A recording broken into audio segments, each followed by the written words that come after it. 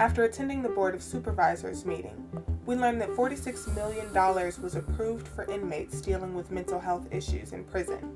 This item is going to impact this county economically for years to come.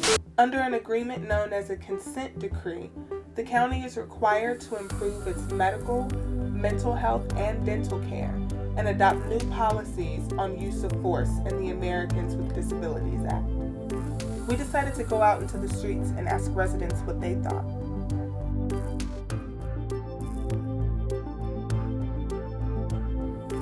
No, not enough programs and not enough awareness and social acceptance too. I think a lot of people just deny the reality of what's going on with them or with their family members. They just don't want to be real about it. Oh, no. I think it's quite the opposite. I think now it's getting way much more airtime, and it's getting a lot more attention only because of all the issues that people are recognizing now that they would have no clue as to having if they wasn't being spoken out so much at the moment. I don't think we talk about it enough, to be honest. Definitely discussing it a little bit more will bring a lot more awareness to people. Like diabetes. It's not embarrassing to say, oh, I've got diabetes, I need to go take my insulin, I need to, but someone's going to say, oh, I'm depressed, I need to go take my Prozac, whatever. And so I think that if people are more open about it, and because a lot of times it's a chemical imbalance or it's some trauma, and so I think if people were to talk about it more and wouldn't be such a social stigma, it has gotten better over the years, but we still have a long ways to go. If we were able to just speak about it freely instead of getting everything, just keeping it inside, as most of us probably did, there wouldn't have been as many people with that situation, with those type of problems, for my beliefs. A couple years back when I was in high school, I know that I had some really, maybe not mental issues, but some really big issues that could have turned into some type of mental issue for me, as far as from bullying starting and then develop into something that you really got accomplished for.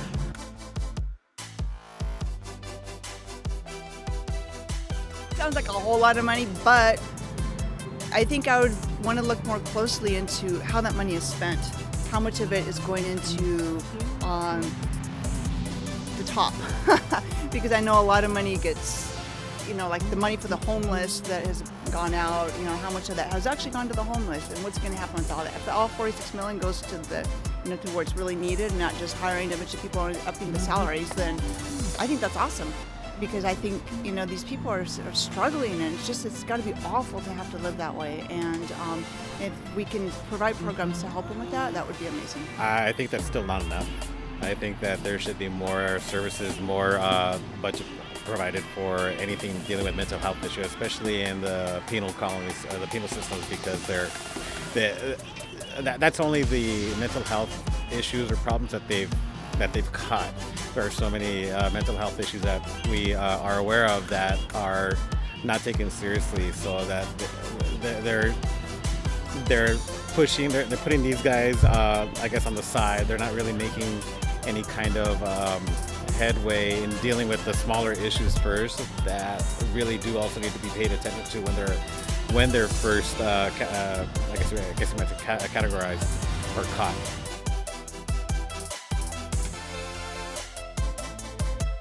Therapy animals have been proven not only just in schools but also in hospitals to give anxiety relief to a lot of things that they may be going through. Yeah, it's like the one where they have the dogs.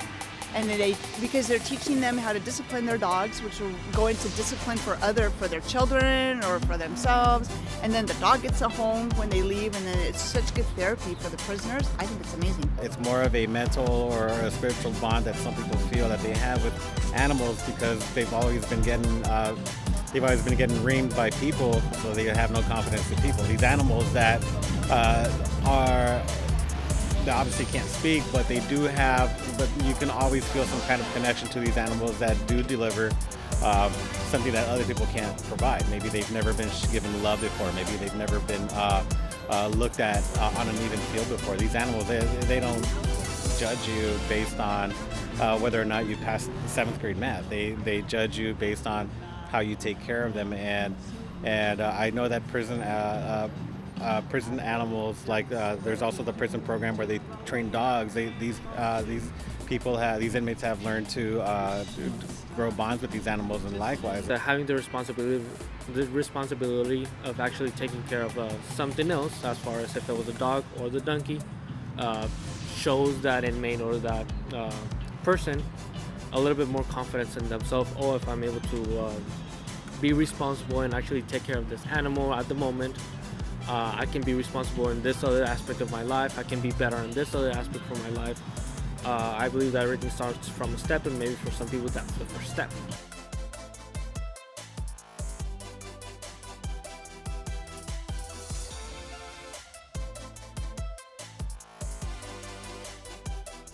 We wouldn't have to be dealing with all these issues in prison that have to deal with mental health if we would have kept all of the mental hospitals that they closed down 30 years ago open. The only reason why they cut down those facilities too is because it was just very badly run by greedy people that were just collecting money, but not really giving any of those patients any kind of mental health therapy. You have patients who have lack of family supporting them, and they just can't physically, mentally, access the things that are maybe available, or they just don't know about it. You have the people who are so poor they can't afford to get an Uber to go to their appointment, whatever. If you don't talk interagency, with any kind of interagency dynamic where all these agencies are talking to each other to see how they can not only share resources, but how they can provide extra resources, you're going to have a lot of issues, because a lot of these budgets are earmarked for singular purposes into certain agencies, and these agencies feel like this is all the money they're going to get, so they're not going to want to share.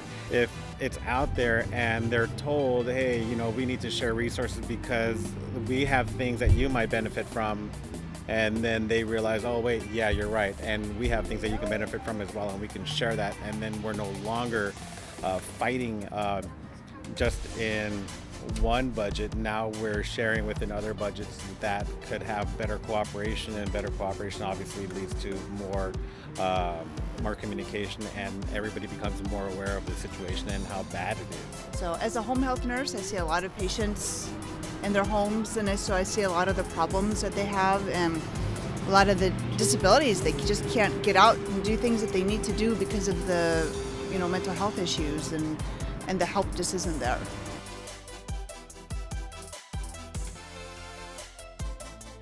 I do believe that schools are the first, should always be the first line of defense for anybody that has experience dealing with these issues. The only problem with schools is that obviously sometimes school budgets get cut, sometimes you're losing positions, sometimes and kids move, and when those kids move, their records don't move quick enough, so it's difficult to identify and to start dealing with all these issues when it comes to children. For that, definitely, because like I said, for me, it all started when I was a kid, when I was going to middle school, high school. That's when it started, and I didn't really get the chance of speaking to it about it until I was actually about to finish high school. So I know that if I would have gotten the help way before, I would have probably avoided going to the psychologist, going through all these stuff that I went through. Yeah, if I had the help. So I really do believe that it should be something that we should be doing. The good thing though is that there's always follow-up, there's always people in charge that are always looking around to see where they can apply themselves as well. And also the parents are becoming more involved, and they're becoming more aware of what their kids are dealing with. And for the most part, majority of these parents are open to receiving any kind of help that they can get, because obviously it's free. And for a lot of parents that are in the public school system, they don't really have a lot of money to be seeing doctors every week, to be paying for medication every week, which can become really expensive.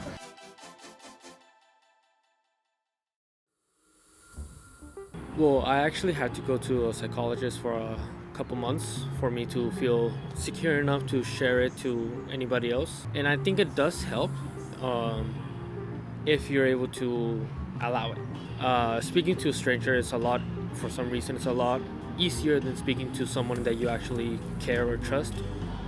So for me, speaking to that person at the moment, it really helped me trust more people into letting them know my situation. I still sometimes go downward like every other people. I believe that everybody in the world gets their days that they just go downhill and they just feel terrible. But I've learned that there's ways to actually put your mindset into a different place and just stop focusing on what you're dealing with at the moment and focus on the actual positive things.